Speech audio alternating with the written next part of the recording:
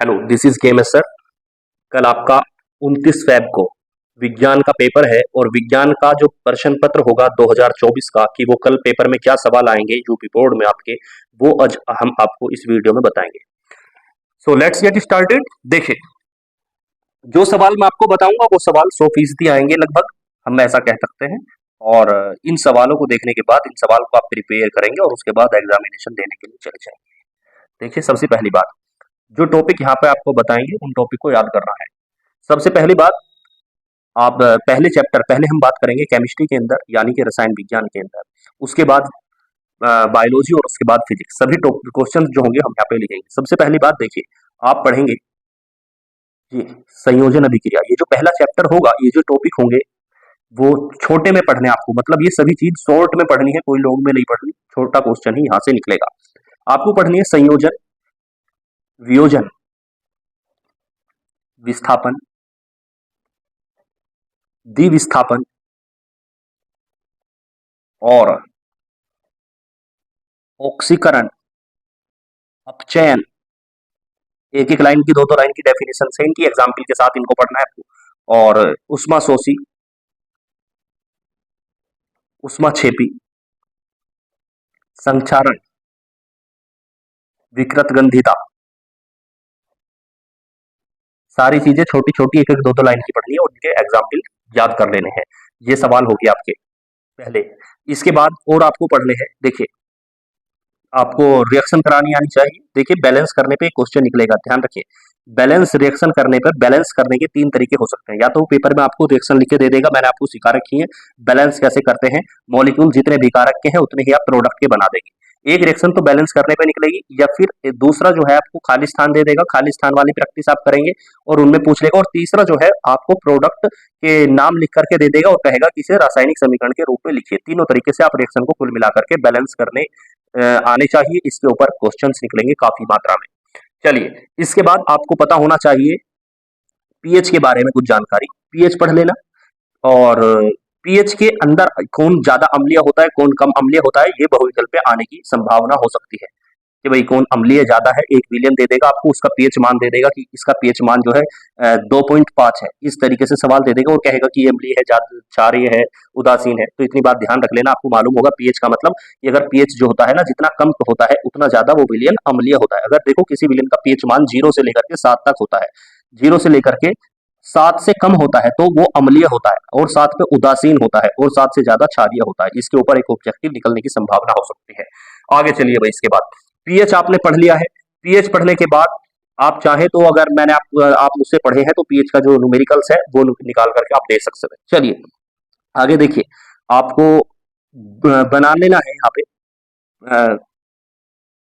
Baking powder, baking soda आपने पढ़ा होगा। बेकिंग सोडा यानी कि खाने का सोडा, खाने का सोडा पढ़ लेना है। धावन सोडा, ये पढ़ना है। इसको बनाने का भी सूत्र, इसके सूत्र भी आपको पता होने चाहिए। बहुविकल्प में एक सवाल निकलेगा यहाँ से आपसे सूत्र पूछ लेगा और इनके बनाने का एक लॉन्ग क्वेश्चन निकलेगा। तो धावन सोडा, बेकिंग सोडा और ब्लीचिंग पाउडर यानी कि विरंजक चूर्ण को के नाम से भी हम इसे जानते हैं, ब्लीचिंग पाउडर।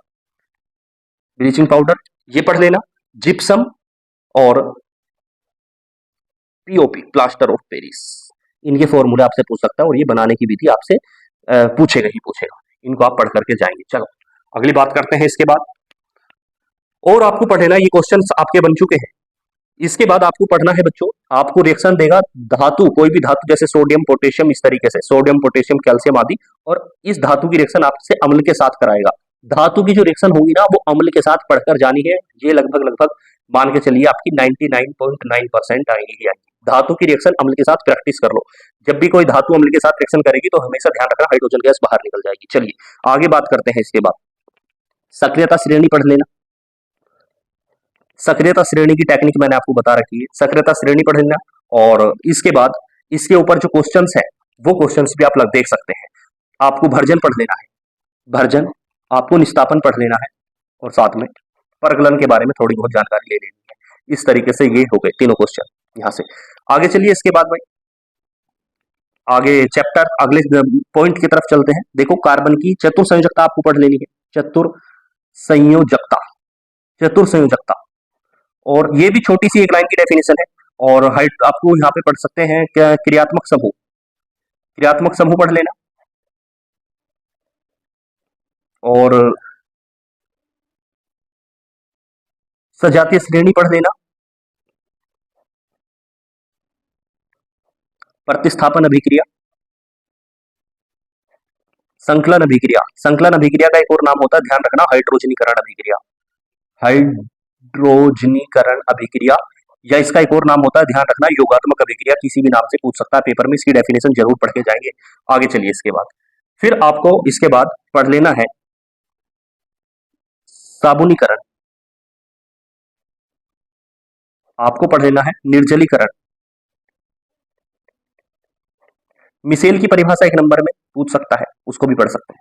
साबुनीकरण हो गया और निर्जलीकरण हो गया, मिसेल हो गया, इस तरीके से बस ये चीजें आपको पढ़ लेनी है। और एक लॉन्ग क्वेश्चन देखिए, लॉन्ग क्वेश्चन क्या होगा, वो या तो एल्थिल अल्कोहल बनाने की विधि और उसके गुण, एथिल अल्कोहल क्या होती है और उसके गुण और उपयोग, और या फिर एसिटिक एसिड, ये दोनों लॉन्ग क्वेश्चन है। एसिटिक अम्ल, एसिटिक अम्ल, ये दोनों लॉन्ग क्वेश्चन है, ये मिलेंगे ही मिलेंगे आपको। चलिए इस तरीके से केमिस्ट्री के अंदर बस आपको यही पढ़ना है, और ये 20 नंबर के सवाल जो मैंने आपको बताए हैं, सब कुछ यहीं से आने की पूरी पूरी संभावना होगी।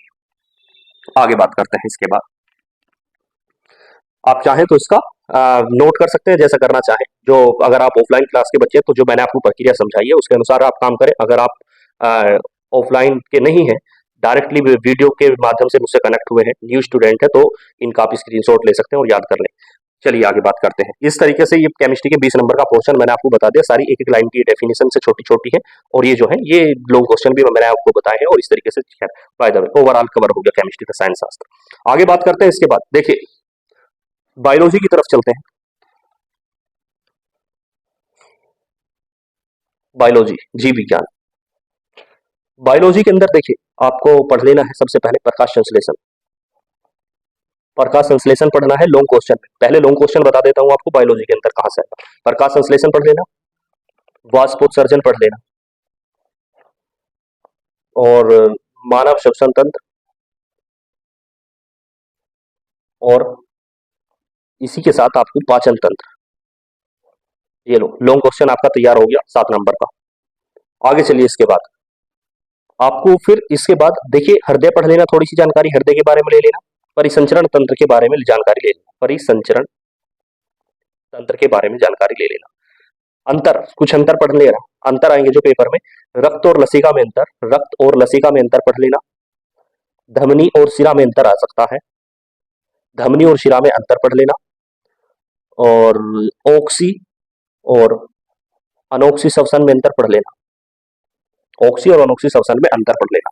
आगे चलिए इसके बाद, फिर इसके बाद आप देख सकते हैं कि प्रतिवर्ती क्रिया। चलो इसके बाद देख लेना भाई, जनन, जनन पढ़ लेना। जनन के अंदर आपने पढ़ा होगा अलैंगिक जनन, अलैंगिक जनन की जो विधियां होती है, जिसके अंदर आपने देखा होगा विखंडन, विखंडन, बहुखंडन, पुनरुद्भवन, अलैंगिक जनन की जो विधियां हैं वो पढ़ लेना। लैंगिक और अलैंगिक जनन में अंतर पढ़ लेना, मतलब अगर अंतर आएंगे तो जो मैंने आपको बताया है ये 4-5 अंतर है, ये आपको पढ़ लेने, बस इनको ही पढ़ लेना है, इनमें से ये अंतर निकल जाएगा। आगे बात करते हैं, आपको नर जनन तंत्र और मादा जनन तंत्र आप चाहें तो पढ़ सकते हैं, अगर आपके पास समय बचता है, मेहनत कर सकते हैं इसके ऊपर। आगे चलिए इसके बाद आप लोग पढ़ लेंगे